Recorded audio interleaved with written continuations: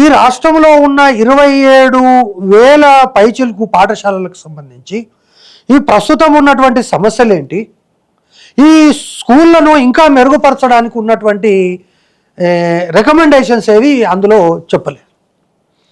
విశ్వామిత్ర మహర్షి ఏదైతే సృష్టికి ప్రతి సృష్టి చేశాడో, అంటే ఇది ఓవరాల్గా మనకు అర్థమవుతున్నది ఏంటంటే ఈ 27,000 స్కూల్స్ దేనికి పనికిరావు. ఇందులో మామూలుగా ఈ యొక్క పశువులను, తర్వాత పందులను, గుర్రాలను, లేకపోతే గాడిదలను, ఇటువంటి వాటిని నివాస యోగ్య కేంద్రాలుగా మార్చి ఒక 2,000 పాఠశాలలు, అంటే తక్షణం ఒక 400 పాఠశాలలు రాబోయేటటువంటి 10-15 సంవత్సరాలలో 2,000 పాఠశాలలు ఆయా మండల కేంద్రాల్లో ఏర్పాటు చేసి ఆ మండలంలో ఉండేటటువంటి చుట్టూ పరివాహక ప్రాంతం లేదా క్యాచ్మెంట్ ఏరియా అంటాం మేము స్కూల్స్కు సంబంధించి, ఆ ఏరియాలో ఉన్నటువంటి విద్యార్థులందరినీ కూడా బస్సుల ద్వారా ప్రతి సంవత్సరం 15 కోట్లు ఖర్చు పెట్టి తీసుకొని వచ్చి ఆ యొక్క మండల హెడ్ క్వార్టర్ లోపల 1,500 మంది విద్యార్థుల నుంచి ఒక్కొక్క పాఠశాలలో 1,500 చొప్పున 2,000 పాఠశాలలు అంటే సుమారు 30 లక్షల మంది విద్యార్థులకు ఈ విద్యను నేర్పితే చాలా బాగుంటుంది అనేది ఆయన చెప్పినటువంటిది. అందులో అనేక రకాలైనటువంటి స్విమ్మింగ్ పూల్ దగ్గర నుంచి మొదలుకొని బ్లాక్ బోర్డ్ వరకు కార్పొరేటర్లకు ఇదంతా చెప్తున్నాడు. అయితే ఇక్కడ ఈరోజు మనము ఈ యొక్క తెలంగాణ దగ్గర నుంచి లేదా మొన్న మనము కేంద్ర ప్రభుత్వం ఇచ్చినటువంటి జాతీయ విద్యా విధానం వరకు, జాతీయ విద్యా విధానం కూడా ఎవరిపైన రుద్దడానికి కొంతమంది తెలివి లేని వాళ్ళు, లేకపోతే కొంతమంది తెలియని వాళ్ళు ఇది ఏదో సాంస్క్రిటైజేషన్ అని, లేకపోతే కేంద్ర ప్రభుత్వము విద్యను తన ఆధిపత్యంలోకి తీసుకురావాల్సింది అని ఇటువంటి విమర్శలు చేశాను. కానీ అవన్నీ చాలా తప్పుడు ఆరోపణలు. కేంద్ర ప్రభుత్వము నిష్పక్షపాతంగా తన యొక్క ప్రమేయం లేకుండా, లేకపోతే ఏదో ఆర్ఎస్ఎస్ వాళ్ళ యొక్క ప్రమేయం ఈ స్కూళ్ళల్లో ఉందని అదంతా కూడా బోగస్. అనేక రకాలైనటువంటి విషయాల్ని వాళ్ళు ప్రస్తావించారు. కానీ అందులో ఉన్నటువంటి విషయాలపైననైనా ఈయన ఎక్కడ చెప్పలేదు.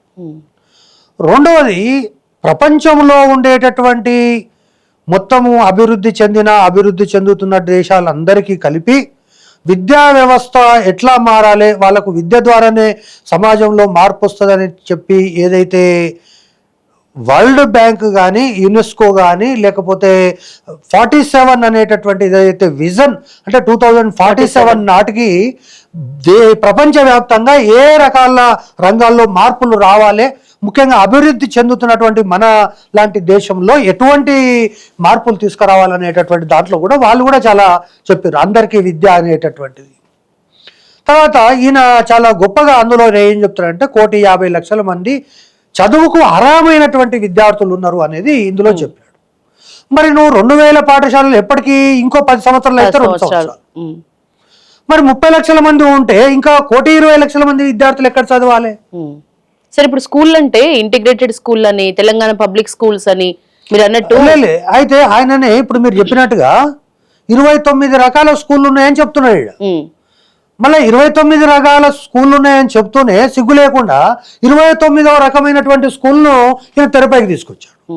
తర్వాత మంచి అయినా చెడు అయినా మనము ఒక 20 సంవత్సరాల లేదా 30 సంవత్సరాలు లేదా పివి నరసింహారావు విద్యామంత్రిగా ఉన్నప్పటి నుంచి ఈ విద్యా వ్యవస్థ కనుక మనం పరిశీలిస్తే ముఖ్యంగా విద్యా వ్యవస్థ లోపల మార్పులు అనేది 56 తర్వాత బాగా మార్పులు మొదలైనవి.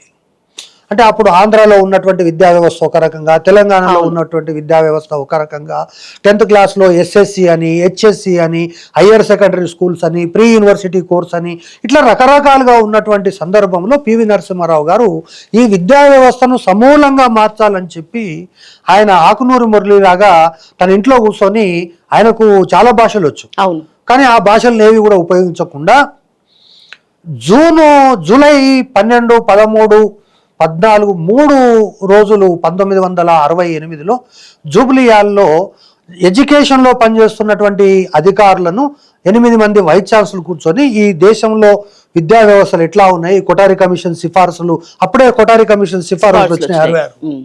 ఈరోజు నేను మీకు స్పష్టంగా చెప్పదలుచుకున్నా, కొఠారి కమిషన్ సిఫారసులు వచ్చినాయి. కొఠారి కమిషన్ సిఫారసుల పైన ఈ చిన్న విమర్శ ఎక్కడన్నా ఉందా? లేదు. అంటే కొఠారి కమిషన్ తప్పు అనేటటువంటిది ఎక్కడన్నా ఉందా?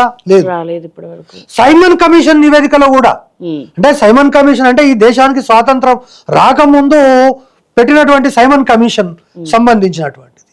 తర్వాత మెకాలే అనేటటువంటిది, కొంతమంది మెకాలే విద్యా విధానము ఇది క్లర్క్లను తయారు చేయడానికి వస్తుంది అని చెప్పారు, కానీ మెకాలే విద్యా విధానంలో కూడా ఇంత తప్పులు ఎక్కడ కనిపించలేదు. అంటే మెకాలే విద్యా విధానంలో కూడా మెకాలే రికమెండేషన్ ద్వారానే భారతదేశంలో మొట్టమొదటిసారి 1 లక్ష రూపాయలతోటి బడ్జెట్ తోటి స్కూల్ ప్రారంభమైంది. మరి ఈ రోజు ఈయన అవి కూడా లేకుండా సార్ ఇప్పుడు మీకు జూనియర్ కాలేజీలు ఇక ఉండవు మొత్తం 10. అయితే నేనేమంటున్నా అంటే ఈయన ఇవన్నీ కూడా చేసుకుంటొచ్చు. వచ్చిన తర్వాత ఈయన యొక్క ప్రాథమికమైనటువంటి ఉద్దేశం ఏంటంటే పాఠశాల అంటే తిరుమల తిరుపతి దేవస్థానం ఎట్లా ఉందో అట్లా ఉండాలి, ఉస్మానియా యూనివర్సిటీ ఎట్లా ఉందో అట్లా ఉండాలి, 15 ఎకరాలు ఉండాలి, ఏసీ క్యాంపస్లు ఉండాలి. ఇవన్నీ ఊహించడానికి ఎవరికి వద్దంటున్నారు పెట్టామంటే? నువ్వు విద్యకు 20% కనీస బడ్జెట్ ఇవ్వాలి అంటే తెలంగాణ రాష్ట్ర ప్రభుత్వం గతంలో ఉన్న 10 సంవత్సరాల ప్రభుత్వం కావచ్చు, పోనీ ఈ ప్రభుత్వం కావచ్చు, గత ప్రభుత్వం 8% నిధులు ఇస్తే ఈ ప్రభుత్వం 8.2% మేము అధికంగా నిధులు ఇచ్చినామని 0.2% పెంచారు. ఇప్పుడు బడ్జెట్ లో 18% పెట్టమంటారు. 18% పెట్టమంటున్నాడు. నేనేమంటున్నా 20% నువ్వు అడగాలి కదా. నువ్వు చేసినటువంటి రిఫార్మ్స్ ఏవైతే ఉన్నాయో వాటికి 40% నిధులైతే గానీ ఈ రిఫార్మ్స్ రావు. ఓకే, మరి ఎట్లా చెప్తున్నావు? సో ఇప్పుడు నేను మీకు చెప్పినటువంటి విషయం లోపల ఆయన మొత్తం నివేదిక అంతా కూడా 400 పాఠశాలలను ప్రారంభించాలి. ఒక్కొక్క పాఠశాలకు 50 కోట్ల రూపాయల నిధులతోటి అవస్థాపన సౌకర్యాలు కల్పించాలి. 25 కోట్ల రూపాయలు వాళ్లకు రికరింగ్ ఎక్స్పెండిచర్ ప్రతి సంవత్సరం అవుతుంది.